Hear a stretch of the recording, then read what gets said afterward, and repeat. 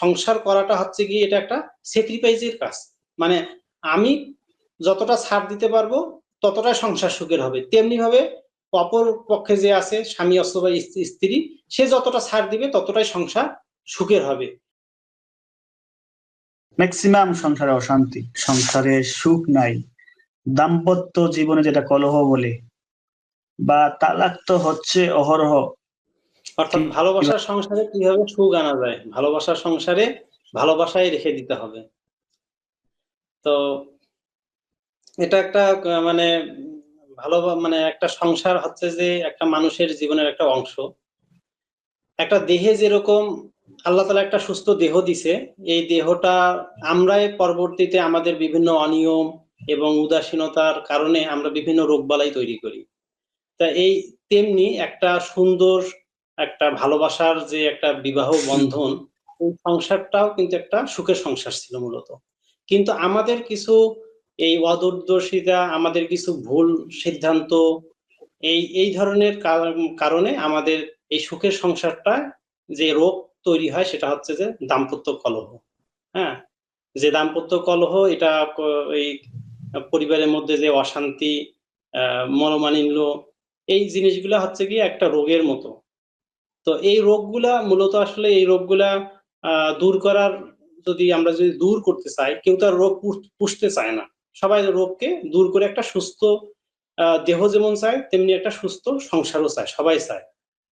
তো এটার জন্য আমাদের যে দিকগুলা মানে আমাদের করণীয়, আমাদেরকে আমাদের যে সংসার যখন আমরা বাঁধতে যাব, অর্থাৎ বিবাহ যখন আমরা করতে যাব, তখনই আমাদের কিছু সিদ্ধান্ত নিতে হবে, আমাদেরকে কিছু মানে পদক্ষেপ নিতে হবে। আমরা যদি ওখানে যদি পদক্ষেপ নিতে ভুল করি, আমরা যদি ওখানে সিদ্ধান্ত নিতে যদি ভুল করি, তাহলে কিন্তু আমার আলটিমেট আমার রোগ তৈরি হবেই। এবং ওই বিবাহটাই একটা বলতে হবে যে ওই ভুল একটা বিবাহে একটা দাম্পত্য কলহ অথবা তালাকের অন্যতম একটা কারণ বলতে হবে। যেই সংসারগুলোতে মানে যেই সংসারগুলোতে দাম্পত্য কলহটা এতই বেশি হয়ে গেছে, যেটা ধরেন তালাককে একটা আমরা ক্যান্সার হিসেবে মানে চিহ্নিত করতে পারি, যে ক্যান্সারের মাধ্যমে যেমন একটা মানুষ মৃত্যু বরণ করে, তেমনি যদি আমরা বলি যে একটা সংসার জীবন দাম্পত্য জীবনের ক্যান্সার কি, যে তালাকের মাধ্যমে একটা সংসারের মৃত্যু ঘটে। তো এই যে এই ব্যাপারটাকে যদি আমরা যদি সমাধান করতে চাই, তাহলে আমাদেরকে কিন্তু ওই বিবাহের সময় আমাদেরকে কিছু সিদ্ধান্ত নিতে হবে, আমাদেরকে কিছু পদক্ষেপ নিতে হবে। আমরা যদি ওখানে ভুল করি, তাহলে ওই ভুল একটা বিয়েই একটা সংসারের অশান্তির অন্যতম কারণ হতে পারে, অথবা তালাকের মতো একটা মৃত্যু ঘটতে পারে। তো আমাদেরকে এই জিনিসগুলো সচেতন হতে হবে। এগুলো নিয়ে আমরা পুরো আলোচনাটাই আমরা ইনশাল্লাহ আস্তে আস্তে করব। এটা একটা আমরা সারমর্ম হিসেবে বলতেছি। আচ্ছা, তাহলে বিয়ের পূর্বের কিছু সিদ্ধান্ত আমাদেরকে দাম্পত্য জীবনের অশান্তি থেকে দূর করতে পারে। বিয়ের পূর্বের কিছু পরিকল্পনা আমাদেরকে দাম্পত্য জীবনে সুখী করতে পারে, তাই তো? কিন্তু কিন্তু ভাই, আমার একটা আহ দৃষ্টিভঙ্গি বর্তমান প্রেক্ষাপটে আসলে সেটা, হ্যাঁ, আমরা শুনবো যে আসলে কি কি সিদ্ধান্ত, কি কি পরিকল্পনাগুলো করে বিয়েটা করলে আমাদের সংসার জীবনটা সুখের হবে, অশান্তি আসবে না। কিন্তু বর্তমান প্রেক্ষাপটে বিয়ে টিকবে কেন ভাই? যেখানে বিয়ে না টিকার হাজার কারণ আছে, বিয়ে টিকার একটা কারণ দেখান। বিয়ে সংসার জীবনে অসুখী হওয়ার, মানে সংসার জীবনে অশান্তি হওয়ার হাজার কারণ আছে, কিন্তু শান্তি হওয়ার কারণ অনেক কম, অনেক কম। আমাদের মানে অশান্তি হওয়ার যে কারণগুলো, এই কারণগুলো যদি আমরা দূর করতে পারি, তাহলেই একটা সংসার সুখের হতে পারে। আমরা দিন দিন ওই কারণগুলোকে অ্যাকসেপ্ট করতেছি যেগুলো আমাদের সংসারকে অশান্তি করবে, ভালোবাসার সংসারে শান্তিকে দূর করে অশান্তি নিয়ে আসবে। আমার শরীরে যদি একটা ভাইরাস থাকে, আমি ভাইরাসটাকে দূর না করা পর্যন্ত কিন্তু আমি সুস্থ হতে পারবো না। আমার যে শরীরের যে সমস্যা, এটা কিন্তু দূর হবে না। সুতরাং আমাকে আমার এই জায়গাটাতে নেগেটিভ ব্যাপারগুলো আসবে, এই কারণেই আসবে যে আমাকে এই ভাইরাস বা এই জীবাণুগুলোকে আমাকে দূর করতে হবে। দূর না করলে একটা সংসারে এটা সুখের হয় না, কখনো রোগ নিয়ে কখনো একটা সুস্থ শরীর হতে পারে না। তেমনি এই যে এখানে যে জীবাণুগুলো আছে সেই জীবাণুগুলো দূর করেই মূলত একটা সুস্থ একটা সংসার হতে পারে। তো এখানে এখানে ধরেন আমি যেটা বলতে চাই যে বিয়ের পূর্বে হুম, যে আমাদের যে ভুলগুলা হয় এটা হ্যাঁ এখানে হ্যাঁ আমি আমার বোনদেরকে বলবো, বোনদেরকে উদ্দেশ্য করে একটা কথা বলবো গুরুত্বপূর্ণ। যেহেতু একটা অবশ্যই আমাদের বোনদের জীবন মহামূল্যবান। একটা পুরুষের জীবন যতটা না গুরুত্ববান, একটা গুরুত্বপূর্ণ বা এটাকে যতটা গুরুত্ব দেওয়া দরকার এর থেকে একজন নারী বা একজন বোনের জীবন আমাদের আ মুসলিম সমাজে বা একটা ইসলামী দৃষ্টিকোণ থেকে একটা নারীর জীবন অনেক গুরুত্বপূর্ণ। এই একটা নারী হুম, একটা সমাজের আ প্রতিচ্ছবি। তো যার কারণে আমরা আমাদের বোনদের উদ্দেশ্যে যে কথাটা বলব সেটা হচ্ছে যে দেখেন আপনি আপনার জীবনটা কার সঙ্গে আপনি ঘর বাঁধবেন এই সিদ্ধান্তটা আপনাকে অত্যন্ত বিচক্ষণতার সাথে নিতে হবে। এটা কোনোভাবেই এখানে উদাসীনতা বা আ মানে এ পরিকল্পনায় ভুল করা চলবে না। এটা এত বড় একটা আপনার মানে একটা অভিযান যে একটা যুদ্ধে যদি পরিকল্পনা ভুল থাকে তাহলে কিন্তু ওই যুদ্ধে হেরে যাওয়ার সম্ভাবনা থাকে এবং সেই রাজ্যের পতন ঘটতে পারে। তেমনি একজন নারীর জীবনে আমি বলব যে এই বিবাহে যাওয়াটা এটা একটা যুদ্ধের মতো একটা যুদ্ধ হয়তোবা নেগেটিভ সেন্স বাট বিয়ে একটা কিন্তু অবশ্যই পজিটিভ সেন্স। বাট এখানে আমি গুরুত্বটা দিক দিয়ে বলতেছি যে পরিকল্পনাটা এতই গুরুত্বপূর্ণ বা এখানে অ্যা জ্ঞানের যে চর্চা করাটা এটা এতটাই গুরুত্বপূর্ণ যেমন যুদ্ধক্ষেত্রে জ্ঞানের চর্চা হওয়া, পরিকল্পনা প্রপার পরিকল্পনা হওয়াটা গুরুত্বপূর্ণ। তেমনি একজন বোনের জন্য বিয়েতে যাওয়ার আগে অবশ্যই তাকে পূর্ণ পরিকল্পনা নিতে হবে যে আমি কিরকম আমার যার সঙ্গে আমি ঘর বাঁধবো সেই লোকটা কিরকম মানে হওয়া উচিত। তো এই ক্ষেত্রে আপনাকে অবশ্যই যেটা রাখতে হবে দিক যে দেখেন আপনি যদি একটা অবশ্যই আপনি এমন একটা বাসে উঠবেন না যে এই বাসের ড্রাইভার মানে আদো ড্রাইভিং জানে। হ্যাঁ তো অপরিপক্ক ড্রাইভার ড্রাইভার। ড্রাইভার ভালো গাড়ি চালাতে পারে না, কখনোই আমরা জানি যে ঐরকম একজন অ্যাক্সিডেন্ট করবে। রাইট। আপনি কখনোই ঐরকম কিন্তু একজন বাসের ড্রাইভার আর ওইরকম বাসে আপনি কিন্তু কখনোই উঠবেন না যদি আপনি জানেন। তো তেমনি আপনাকে আপনি আ আপনাকে আল্টিমেট জানতে হবে যে একজন হাসব্যান্ড কিন্তু একটা সংসারের ড্রাইভার। আল্লাহ তাআলা তাকে এই কাজে নিয়োজিত করছে। এটা আপনাকেও মেনে নিতে হবে যে এটা নিয়ে কখনো ইয়ে করা যাবে না যে কেন স্বামী বা পরিচালক হবে বা ড্রাইভার হবে। এটা মনে করা যাবে না। এটা আল্লাহ তাআলা দিছে সুতরাং এটা মেনে নিতে হবে। নিয়ে আপনাকে সিদ্ধান্ত নিতে হবে যে ড্রাইভারটা যেন এমন পরিপক্ক জ্ঞানের অধিকারী হয়, তার মধ্যে যেন কখনো কোনো ধরনের অপরিপক্কতা, ছেলেমি, উদাসীনতা, জ্ঞানের স্বল্পতা, বিশেষ করে দিনের যে জ্ঞান, দিনের যে চেতনা এইটা সে কতটা ধারণ করে। বিবাহ একটা অন্যতম একটা ইবাদত। আমরা কি আজকে এটাও একটা গুরুত্বপূর্ণ বিষয় যে আমরা আজকে ইবাদতের বিভিন্ন সেক্টর গুলা ভাগ করে নিছি। যে নামাজ পড়া একটা ইবাদত, তারপরে হুম, হুম। যাকাত দেওয়া একটা ইবাদত, দান সদকা করা একটা ইবাদত, মানুষকে হেল্প করা একটা ইবাদত। কিন্তু বিবাহটা যে একটা ইবাদত এটা কি আমরা অ্যা ভুলেই গেছি। এটাকে আমরা হয়তো মনেই করি না। যদি মনে করতাম তাহলে আজকের বিবাহগুলোতে গান বাজনা হতো না। আজকের এটা কি কখনো হতে পারে? একটা বিবাহের মধ্যে মানে পর্দাহীনতার চর্চা, এটা কি কখনো বিবাহের একটা অংশ হতে পারে যে আমি একটা ইবাদত করতে যাচ্ছি সেখানে আমার কোনো পর্দা নাই। আল্টিমেট ওই জিনিসটা তো দেখায় দিচ্ছে যে এইটাকে আমি ইবাদত হিসেবে মনে করতেছি না। তো এইটা কিন্তু আমাদের একটা মুসলিম সমাজের জন্য বড় একটা ভুল চর্চা হচ্ছে যে আমরা আ বিয়েটাকে ইবাদত হিসেবে মনে করতেছি না। তো এটা একটা ইবাদত। এই ইবাদতটাতে আমাকে অবশ্যই দিনের যে প্রাধান্য এটা দিতে হবে। আমার যে ড্রাইভার, আমার যে পরিচালক হবে, উনি আমার জীবনটা যার উপরে আমি সঁপে দিব, যার দায়িত্বে আমি ন্যস্ত করব, তার দিনের কতটা জ্ঞান আছে। সে যে ইমাম হবে, আমি এমন ইমাম দিব দায়িত্ব যে ইমাম ৪ ওয়াক্ত মানে ৪ রাকাত নামাজ পড়াতে পারে না। দেখা যাচ্ছে যে ৪ রাকাত নামাজ পড়াইতে সে নিয়ম-কানুন কি সেগুলো ভুল করে ফেলতেছে। এরকম ইমাম তো আমরা নিয়োগ দিব না। তাহলে কেন আমি আমার একজন ইমাম নিয়োগ দিব, তার দিনের পর্যাপ্ত জ্ঞান নাই? এই যে আমি কিছু কমেন্ট পড়তেছিলাম, একটা আলেমের আলোচনায় কমেন্ট পড়তেছিলাম। তো সেখানে দেখতেছি যে মানে সেখানে তালাকের চর্চাগুলা মানে বোনেরা ওই আলেমের কাছে প্রশ্ন করছে যে আ উম আ আমার হাসব্যান্ড আমাকে এভাবে তালাক দিছে, এগুলো কি হবে কিনা? মানে যা লিখছে ওখানে এগুলার কোনো মানে এগুলা দিনের কোনো ধারের কাছে নাই। মানে দিনের তো একটা ফরম্যাট আছে, ইসলাম ধর্মের তো একটা ফরম্যাট আছে, এই ফরম্যাটে আপনাকে পথ চলতে হবে। আপনি মানে আপনি আপনার যাচ্ছে তাই ভাবে চলবেন আর আপনি বলবেন যে এই কাজটা কি দিনের ফরম্যাটে পড়ছে কিনা, এইটা হবে না। আপনাকে দিনের ফরম্যাটে চলেই আপনাকে বলতে হবে যে আমার এই কাজটা ইসলাম সম্মত হলো কিনা, এটা কিন্তু একটা বিষয়। তো ওখানে তালাকের ব্যাপারে এমন সব মানে আমরা কল্পনা করতে পারবো না বর্তমান সমাজে। এই যে ইয়াং জেনারেশন যারা আছে আমাদের ভাই বোনেরা, এরা সংসারটাতে কি পরিমাণ মানে যাচ্ছে তাই ভাবে এই তালাক, তারপরে বিভিন্ন ধরনের বিষয়গুলো চর্চা করতেছে। তো এটা একটা গুরুত্বপূর্ণ বিষয়। আমাদের বিয়ের আগে অবশ্যই আমাদেরকে আমাদের ইমাম, আমাদের ড্রাইভার, আমাদের পরিচালককে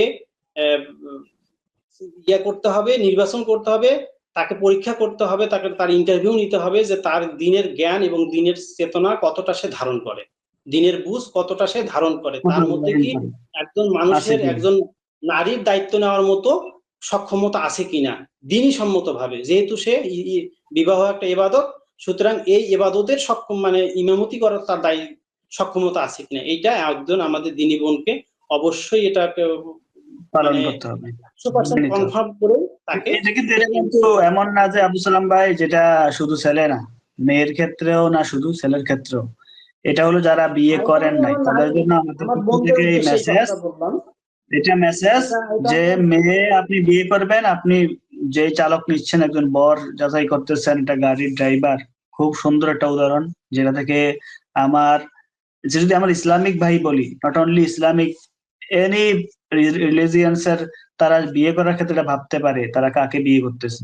এটা মেয়েকে চিন্তা করতে হবে, ছেলেকে চিন্তা ভাবনা করেই তারা পাত্র পাত্রী সিলেকশনটা করতে হবে। আগে পরীক্ষা নেওয়া বা যাচাই করে নেওয়া, যেটা খুব সুন্দরভাবে আমরা বুঝতে পারলাম। এটা কিন্তু আমাদের বিবাহ পূর্ব পরিকল্পনা একটা অংশ। আমি এবার কাসা ভাই, আমি আমি আমার যখন ভাইদের ভালো কথা বলতে চাই। বিবাহের পূর্বে যে ভাইদের কি প্রস্তুতিটা থাকবে, আমি আগে বোনদের কথাটা বললাম যে বোনরা গুরুত্বপূর্ণ। এবার আমি ভাইদের উদ্দেশ্যে একটা কথা বলতে চাই, বিবাহের পূর্বে তাদের কি ধরনের দৃষ্টিভঙ্গি তারা পোষণ করবে, তাদের প্ল্যানিংটা কিভাবে করবে। এক্ষেত্রে আমি বলবো যে দেখেন, আপনি যদি আপনি বিবাহ করতে যাচ্ছেন ভাই একজন, আপনার এটাকে এখন আমি বলবো যে এটা একটা গাড়ির সদৃশ। আপনার গাড়িটার যদি আপনি যদি একটা চাকা হন, তাহলে আপনার স্ত্রী আরেকটা চাকা। আপনি যত ভালোই একজন মানে ভালো মানের একটা চাকা হন না কেন, যদি আরেকটা চাকা, অপর চাকাটা যদি ভালো না হয়, সেই চাকার মধ্যে যদি ত্রুটি থাকে, তাহলে কিন্তু আপনি এই গাড়িটা ভালো কিন্তু আপনি চালাতে পারবেন না, চলবে না। এই দিক থেকে আমি বলবো যে মুসলিম একজন ভাই কি ধরনের বোন নির্বাচন করবেন। আপনাকে আবার, আপনি যেহেতু পরিচালক, সকল দায় দায়িত্ব আল্লাহ তাআলা আপনাকে জিজ্ঞেস করবে, আপনার দায়িত্বটা বেশি। আপনি একজন হাজবেন্ড হিসেবে আপনার দায়িত্ব অবশ্যই বেশি। আপনাকে পরিচালক আল্লাহ তাআলা এমনি এমনি করে নাই। আপনার প্রশ্ন, আপনার দায়িত্ব অনেক অনেক বেশি বিধায় আপনাকে এই বিষয়টা মাথায় রাখতে হবে। তো সেক্ষেত্রে আপনার যেহেতু দায়িত্ব বেশি, আপনাকে এটা যাচাই করে নিতে হবে যে আমি যার সঙ্গে চলবো, আমি যার সঙ্গে এই আমার বাকি জীবনটা আমাকে দুনিয়াবি এই জীবনটা আমাকে চালাতে হবে, সে যদি আমাকে কোঅপারেটিভ না করে, তার ভিতরে যদি দিনই যদি ওই জ্ঞানটা না থাকে, তাহলে কিন্তু আমার এই দুনিয়াবি জীবনটা কিন্তু এই সুখের সংসারটা কিন্তু একটা নরকে পরিণত হতে পারে, একটা অশান্তিতে, মানে অশান্তির একটা ভাগাড়ে পরিণত হতে পারে। তো এই জন্য আপনাকে, আপনি ভাই যেই জিনিসটা গুরুত্ব দিবেন, সর্বাধিক গুরুত্ব দিবেন, একজন অবশ্যই যেন ইসলামিক জ্ঞান সম্পন্ন এবং আরো বেশি করে ইসলামিক চেতনা সমৃদ্ধ। কারণ অনেক ভাই বোনদের দেখা যায় যে ওরা হয়তো বা ইসলামিক জ্ঞান আছে, যা হোক আছে, কিন্তু চর্চা নাই, ওই চেতনাটা তার নাই, ওই উপলব্ধিটা তার নাই। এই জন্য আপনাকেও এটা বুঝে নিতে হবে একই সঙ্গে যে আমি যে একজন নারীর সঙ্গে আমার জীবনটা যে আমি পরিচালিত করব, সেই নারীটার ইসলামিক চেতনা কতটুকু আছে, এটা আপনাকে অবশ্যই পরীক্ষা করে কনফার্ম হয়েই আপনাকে আগাতে হবে। আমরা জানতে পারলাম যে আমরা বিয়ে পূর্বে আমাদের ছেলেদের কি করণীয়, আমাদের মেয়েদের কি করণীয়। এই জিনিসগুলো ফলো করে যদি আমরা পাত্র পাত্রী নির্বাচন করি, তাহলে আমাদের বৈবাহিক জীবনে আমাদের অনেকাংশে কলহ, বিভেদ বা শেষ পর্যন্ত তালাক পর্যন্ত যাওয়া, সেটা কমে যাবে। তালাক কিন্তু ইসলামের সবচেয়ে খারাপ একটা বৈধ বিধান। তো আমরা এটা তো গেল ভাই, আমরা কথা বললাম যে বিবাহর পূর্বে আমরা কি করব, কিন্তু আমরা যারা বিয়ে করে ফেলছি, আমাদের এখন তো সংসারে কলহ, সংসারে বিভেদ, তালাক পর্যন্ত চলে যাচ্ছে। আমার ফ্রেন্ড সার্কেলের মধ্যে, হ্যাঁ আল্লাহ আলহামদুলিল্লাহ আমরা সুখে আছি। একটা সংসারে কিন্তু 30 দিন কিন্তু সুখ হয় না। 30 একটা যেমন একটা ফ্রেন্ড, দুইজন ফ্রেন্ড একসাথে থাকলেও মাঝে মাঝে ঝগড়া হয়, আবার একসাথে গল্প করে মিলেমিশে থাকে। সংসারটাও ঠিক সেম, দুইজনের বন্ডিং এ চলে। দুষ্টমি ঝগড়া একটু মন কালা হইতেই পারে, কিন্তু এটাকে সিরিয়াস নেওয়া যাবে না। আহ, এটা এটা এটা কিন্তু পার্ট অফ লাইফ, এটা কিন্তু পার্ট অফ লাইফ। আমি আমার বাপের সাথে আছি, আমি আমার মার সাথে আছি, তাও মাঝে মাঝে টুকটাক কথা কাটাকাটি, এটা একটা লাইফ, মানুষের মানবিক একটা, আমার মনে হয় এরকম হইতে পারে, কিন্তু সেটা যে বড় ইস্যু সেটাই করা যাবে না। আমি আলহামদুলিল্লাহ ভালো, এরকম আমার পরিচিত ফ্রেন্ড সার্কেলের মধ্যে হাজবেন্ড ওয়াইফের ঝগড়া হয়েছে, তালাক পর্যন্ত চলে গেছে, যাবে। আলহামদুলিল্লাহ আমি এবং আমার ওয়াইফও হেল্প করছে, তাদেরকে হেল্প করে শেষ পর্যন্ত তাদের সংসারটা এখনো আবার ভালো জায়গায় আসছে। এটা কিন্তু আমি লাইফ থেকে বলতেছি। আহ, এটা কিন্তু আলহামদুলিল্লাহ আল্লাহ প্রতিদান দিবে। তো এটা কিন্তু সবাই করবেন, এটা যেই দেখবেন, হয়তো আমার সংসারেও কোনো কোনো ঝড় আসতে পারে, হয়তো আপনি হেল্প করবেন, অথবা আপনার সংসারে কখন ঝড় আসতেছে বা ফাটল ধরতেছে তখন আমি হেল্প করব। এইটা কাউন্সিলিং করাটা জরুরি, কাউন্সিলিং করাটা জরুরি।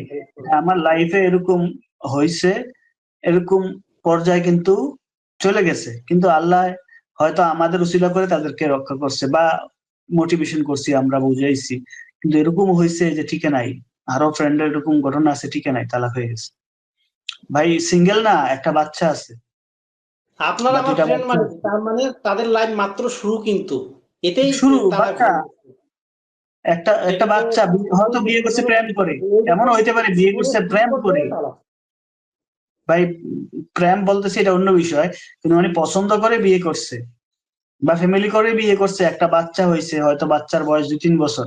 এখন যদি বাপ মা আলাদা হয়ে যায়, বাচ্চার কি হবে? বাচ্চাটা কি হবে? বাচ্চার ভবিষ্যৎটা কি? তাদের জীবন তো এটাকে চলে যাবে, আমরা আমরা তাদের রাগের জীবনটা তো চলে মাথায়, যাবে, কিন্তু বাচ্চাটার জীবন কি আমরা হবে? আমি ছেলে মেয়ে তাদের ইগো, রাগ কন্ট্রোল না করতে পারে, তারা আলাদা হয়ে গেল। কিন্তু এই বাচ্চা দোষটা কি করলো? যে বাচ্চারা তোমাদের ঔরস যা সন্তান, আপনারা এইখানে আমি এটা একটা বাচ্চা। বিষয় বলতে চাই, কথা বলতে চাই। এই যে এই যে আমাদের যে মানে ধরেন যাদের সংসার মানে যেভাবে হোক বিয়ে হয়ে গেছে, এখন আমরা বিয়ে হ্যাঁ সংসার হ্যাঁ, তো করতে এটাই হবে। বলবেন যে এখন আমরা কিভাবে আমরা এই তালাক পর্যন্ত যাব না, সেই রাগ গুলা কন্ট্রোল করবো, সেগুলা বলবেন আর কি। জি হ্যাঁ, বলবেন।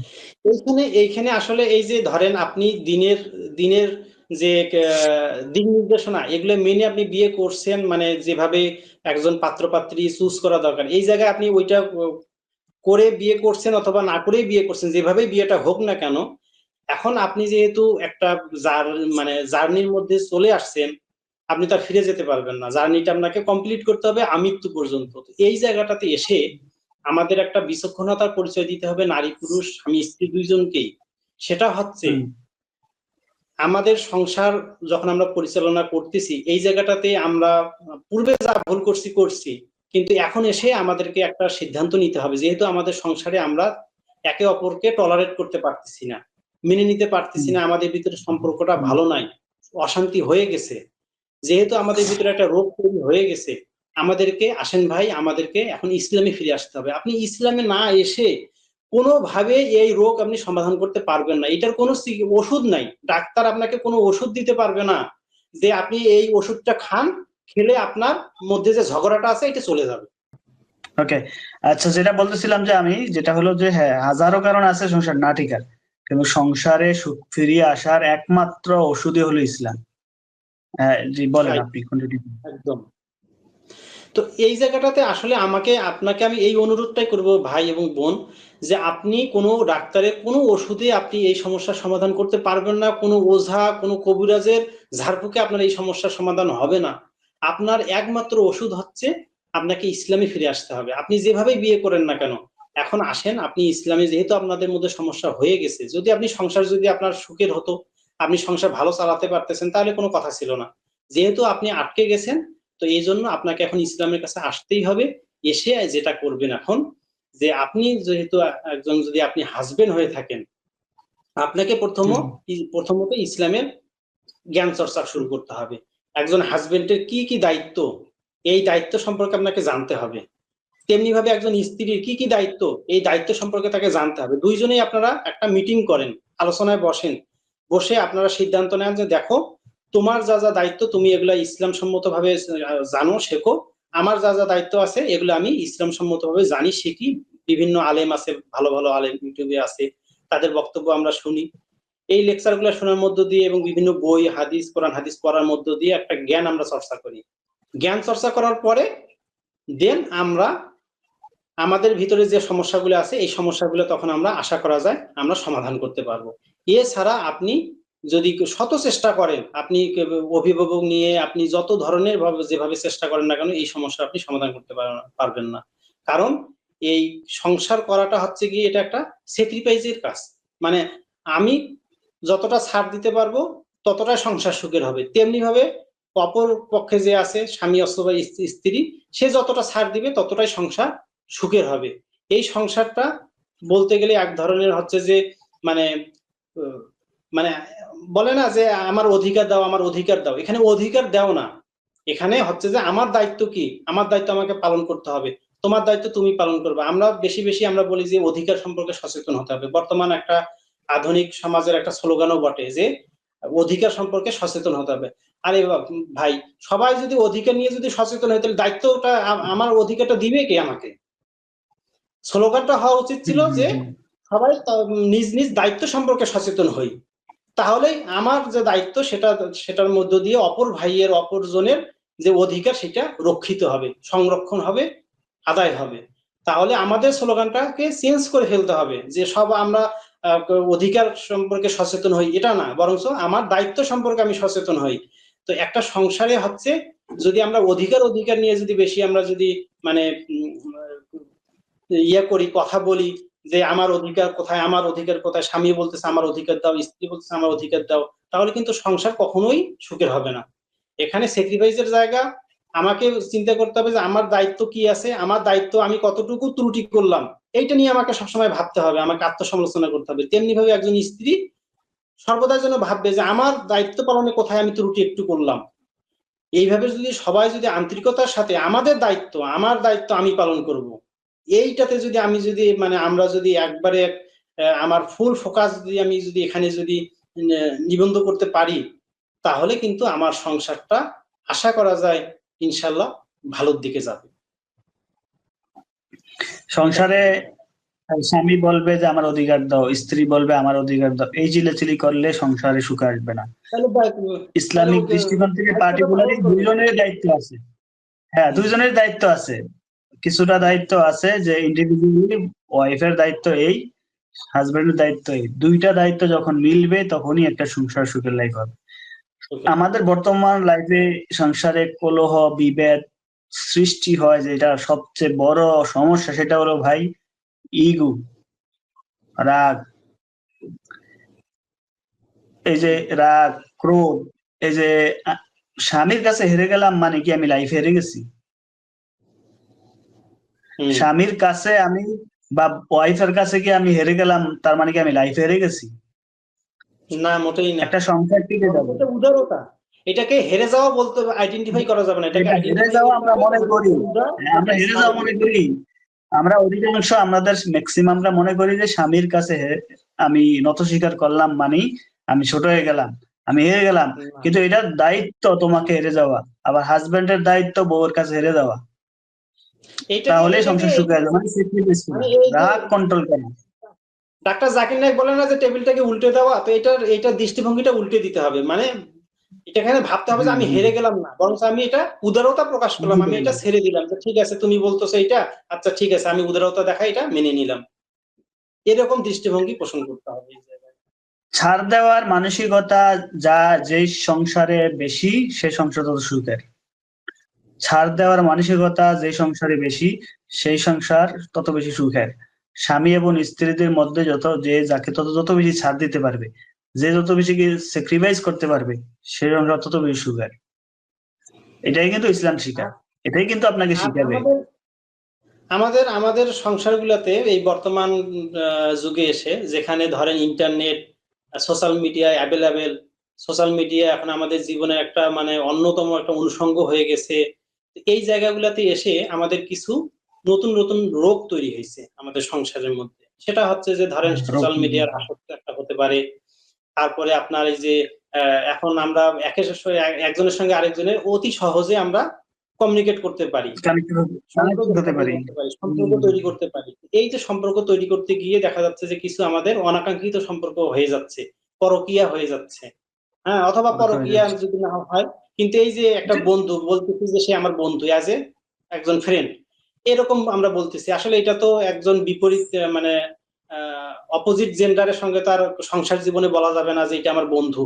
এটা তো আর বললে তো আর আমার স্ত্রী বা আমার স্বামী তো এটা মেনে নিবে না। তো যার কারণে এই ধরনের চর্চাগুলো করা যাবে না। এখানে আমরা যে এই ফেসবুকের মাধ্যমে হোক বা এরকম বিভিন্ন সোশ্যাল মিডিয়ার মাধ্যমে আমরা যে বন্ধু বানাচ্ছি, এই বন্ধুগুলাকে কিন্তু মানে আশ্রয় প্রশ্রয় দেওয়া যাবে না। যদি আমরা দেই তাহলে আমাদের সংসার জীবনটা এই অশান্তির হবে। তো এই অশান্তি, ধরনের কিছু বিষয় অশান্তি। আছে, এই বিষয়গুলো আমাদেরকে দূর করা দরকার।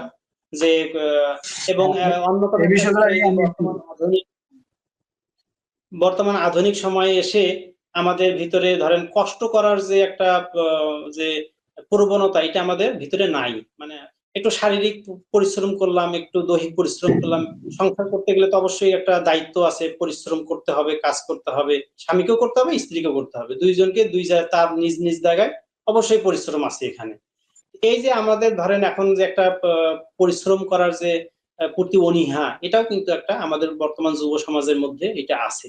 আমরা বাবা মার উপর ভর করে আমরা চলতে চাই।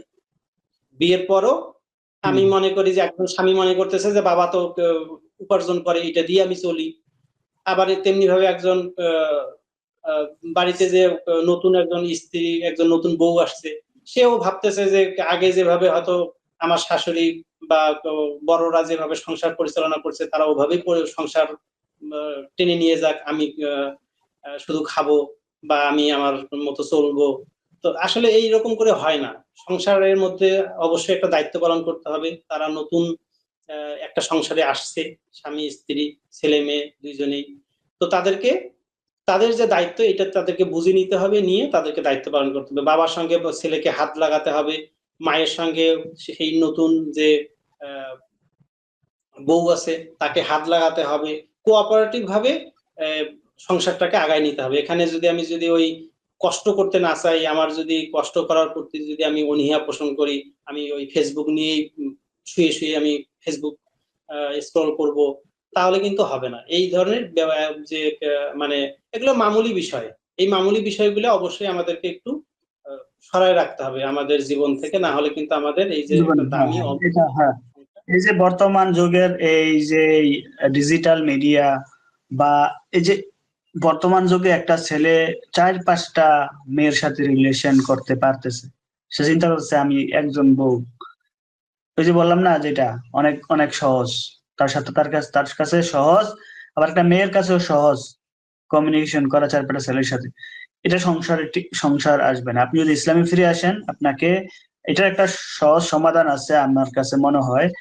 বিয়ের প্রথম দিন থেকে আমার উচিত যেসব ডিভাইস গুলো আমরা ইউজ করি, ফেসবুক অ্যাকাউন্ট হোক, ইনস্টাগ্রাম অ্যাকাউন্ট হোক, হোয়াটসঅ্যাপ হোক, ইমো হোক, আমরা ইউজ করি, আমার উচিত হাজব্যান্ডের অ্যাকাউন্ট ওয়াইফের কাছে অ্যাক্সেস থাকা, ওয়াইফের অ্যাকাউন্ট হাজবেন্ডের কাছে অ্যাক্সেস থাকা। তাহলে তারা কোনো অন্যায় কাজ করতে পারবে না এবং সবকিছু তাহলে সবাই একটা দেখতে পারবে। জবাবদিহিতার একটা এখানে আমাদের মধ্যে এমন হয় যে হাজব্যান্ড মোবাইল ওয়াইফকে দিতে চায় না, ওয়াইফের মোবাইল হাজব্যান্ডের হাতে দিতে চায় না।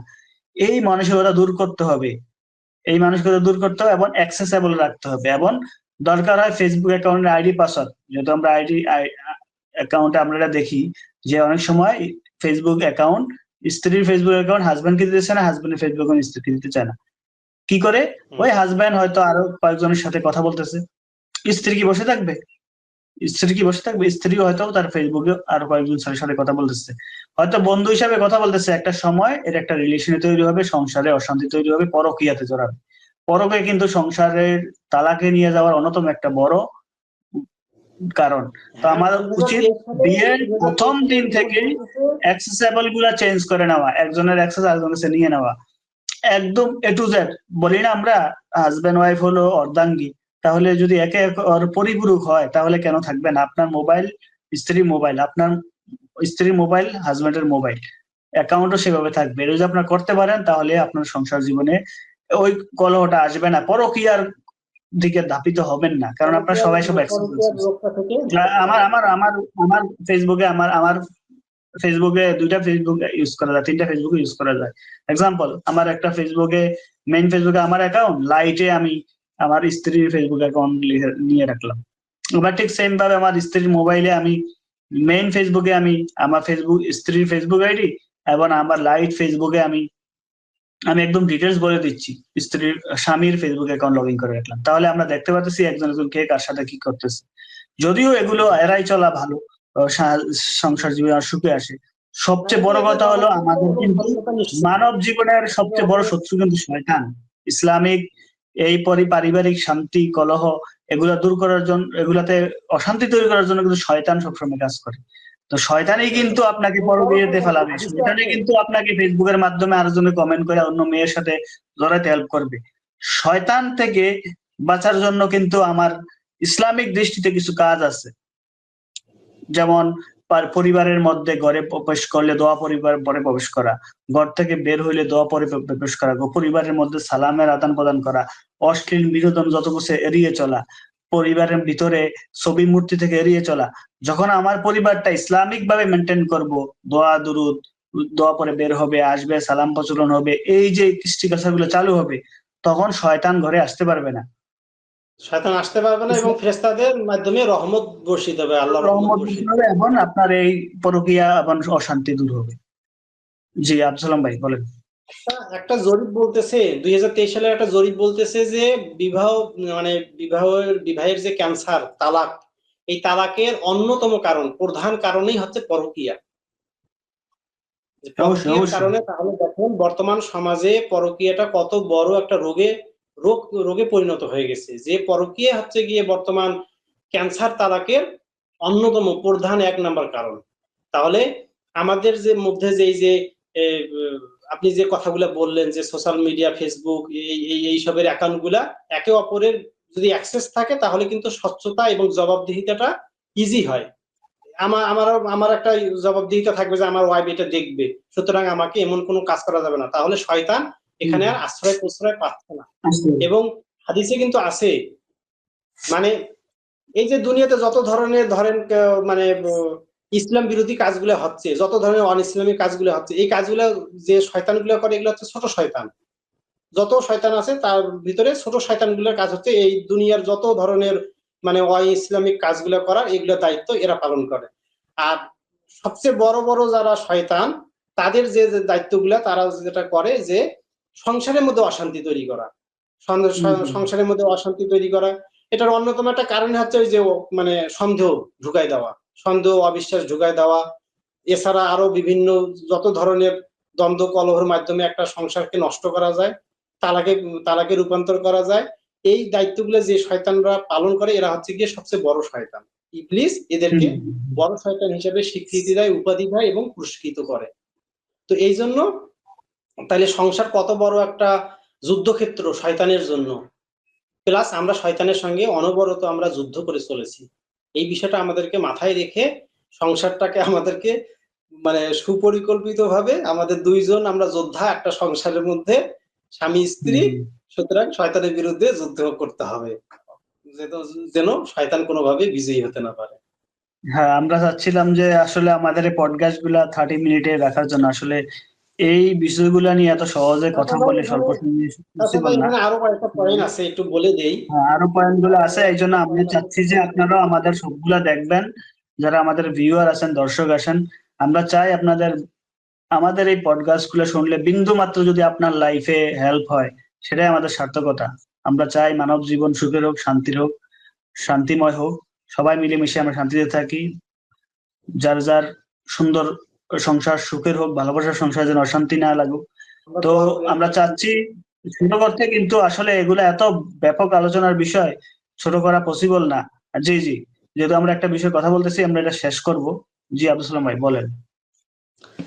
এখানে আর কয়েকটা পয়েন্ট, মানে গুরুত্বপূর্ণ পয়েন্ট, যেহেতু আমরা মুসলিম সমাজের মানে মুসলিম পরিবারের স্বার্থের জন্য আমরা এই আলোচনাগুলো করতেছি, তো এখানে আর কয়েকটা পয়েন্ট আছে। মানে আমাদের বর্তমান সময়ে আমরা যে অতি আধুনিকতাবাদ আমাদের একটা রোগ, আমাদের সংসারে যে অশান্তির একটা কারণ যদি হয় সেটা হচ্ছে অতি আধুনিকতাবাদ। আমরা এই আধুনিক সমাজে এসে আমরা অতি আধুনিকতাবাদের চর্চা করতেছি এখন। তো এই ধরেন এটা ছেলেই হোক, মানে স্বামী হোক অথবা স্ত্রী হোক, যে কোনো একজন হোক বা দুইজনেই হোক, অতি আধুনিকতাবাদের জন্য এই কারণে কিন্তু আমাদের সংসারগুলা অশান্তিতে একসময় চলে যাচ্ছে এবং তালাকে পরিণত হচ্ছে। তো এই অতি আধুনিকতাবাদ আমাদেরকে বাদ দিতে হবে, আমাদেরকে আল্ট্রা মডার্ন হওয়া যাবে না, আমরা আধুনিক থাকবো, ইসলামিক মডার্ন হব, আমরা আমরা ইসলামিক মডার্ন হব, অতি আল্ট্রা আধুনিক হব না, আমরা মডার্ন হব না। এরপরে আপনার এই ভোগবাদিতার ব্যাপার একটা বলছি, এটা বলা হয়ে গেছে। আরেকটা বিষয় হচ্ছে যে প্রবাসীদের একটা সমস্যা আছে এখানে, প্রবাসীদের একটা ক্রাইসিস হ্যাঁ আছে, হ্যাঁ বড় ধরনের ক্রাইসিস আছে।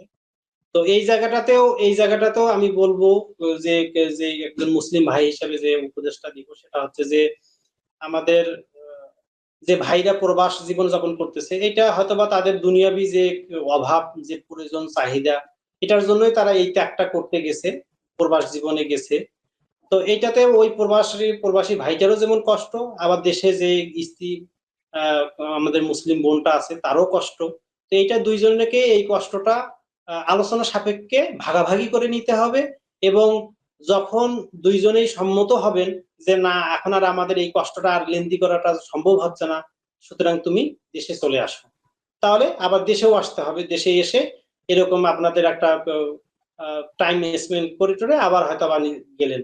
তো এটা আপনাদের আলোচনা সাপেক্ষে হতে হবে এবং দুইজনকে কোঅপারেটিভ করতে হবে। একজন আরেকজনকে লুকাই লুকাই যদি আপনারা কোনো কাজ করতে যান, এটা যেমন ইসলামিক হবে না, তেমনি ভাবে আপনার সংসারটাও নষ্ট হবে, এইটাও একটা। এবং এই আপনাদের সংসার নষ্ট হওয়ার মধ্য দিয়ে একটা মুসলিম সমাজের যে সংসার গুলার যে হার সেটা কমে যাবে। এটা একটা কিন্তু মুসলিম যে একটা সংস্কৃতি, এই সংস্কৃতির মধ্যে একটা ধ্বংস হওয়ার যে হার, মাত্রা, এটা কিন্তু আপনারা ত্বরান্বিত করবেন। তো সুতরাং এই যে ভাইরাই আমরা বিদেশে আছি এবং আপনারা আপনাদের স্ত্রীদের সঙ্গে এই বিষয়গুলো, এবং এখানে দিন চর্চা করার একটা অনেক বড় বিষয় আছে। দিন চর্চা করার স্ত্রীদের সঙ্গে যখন আপনারা কথা বলবেন, আপনারা দিন নিয়ে বেশি বেশি কথা বলবেন, যাতে জন্য পরস্পরের মধ্যে একটা দিনই চেতনা তৈরি হয়। হ্যাঁ, এই বিষয়গুলো হচ্ছে গিয়ে গুরুত্ব আরোপ করতেছি আমি আজকের আলোচনায়। আলোচনা ওকে। অনেক দীর্ঘ হয়ে গেছে, আর দীর্ঘায়িত না করি। আমরা আজকের এই পডকাস্ট থেকে, আলোচনা থেকে আমরা যদি সামারাইজ করি, আমরা বুঝতে পারলাম যে আমাদের আহ সংসার জীবনে সুখ শান্তি টিকিয়ে রাখার জন্য সংসার বা বিয়ে পূর্ববর্তী কিছু দিক নির্দেশনা আমরা কথা বলছি, যেগুলো আমাদের ছেলেদের জন্য কিছু দিক নির্দেশনা, মেয়েদের জন্য কিছু দিক নির্দেশনা। পাশাপাশি বিবাহ পরে বর্তমানে যারা আমরা বিবাহিত আছি, আমরা কি কি আহ কাজগুলো করলে, কিভাবে চললে সংসার জীবন সুখের হবে, শান্তি হবে, আমাদের বিবাদ কলহ দূর হবে। এবং প্রবাসী ভাইদেরকেও আমরা সাজেস্ট করার চেষ্টা করেছি যাতে তাদের জীবনেও যেন, সংসার জীবনে যেন সুখ শান্তিতে থাকে। তো আমরা চেষ্টা করতেছি আপনাদেরকে আমাদের জায়গা থেকে আপনাদের কে কিছু মেসেজ দেওয়ার জন্য, যেটা আপনাদের জীবনে বিন্দুমাত্র হলেও কোনো রকম উপকার আসবে। আমরা আজকে এখনো শেষ করবো। আবসালাম ভাই, শেষ করার আগে যদি কিছু বলতেন। শেষ আমি একটা শুধু কথা বলতে চাই, সেই সর্বশেষ একটা সারাংশ, মানে উপসংহার হিসাবে, সংসারের সংসারে আপনি যদি হিসাব নিকাশ করে যদি আপনি যদি সংসার পরিচালনা করতে চান, এটা কোনোভাবেই সম্ভব হবে না। সংসার মানেই হচ্ছে স্যাক্রিফাইস, স্যাক্রিফাইস এন্ড স্যাক্রিফাইস। সুতরাং আপনাকে শুধু উদারতা দেখাতে হবে, উদারতা দেখাতে হবে, উদারতা দেখাতে হবে, তবেই একটা সংসার রাইট সম্ভব হয়। এখানে আপনি রাইট যত রাইট। অভিযোগ নিয়ে আসেন, যত বিচার করেন না কেন, কোনো সমাধান নাই। সুতরাং এখানে শুধু ত্যাগ করতে হবে, স্যাক্রিফাইস করতে হবে, এটাই আমার সর্বশেষ আমার মুসলিম ওকে, ভাই আমরা বন্ধু। সংসারে সুখে থাকবো, একে অপরকে যত বেশি স্যাক্রিফাইস করব, ছাড় দিব, তত বেশি সুখী হব, তত বেশি আমরা শান্তিতে থাকতে পারবো। এই প্রত্যাশায় সবার সুস্থতা ভালো ভালো জীবন, সুখের জীবন, ভালোবাসার সংসার শান্তিতে টিকুক, সেই প্রত্যাশায় আমরা আজকের আলোচনা এখানে শেষ করছি। সবাই ভালো থাকবেন, সুস্থ থাকবেন, দেখা হবে অন্য কোনো ভিডিওতে, অন্য কোনো টপিকে। আল্লাহ হাফেজ, আসসালামু আলাইকুম রহমতুল্লাহ।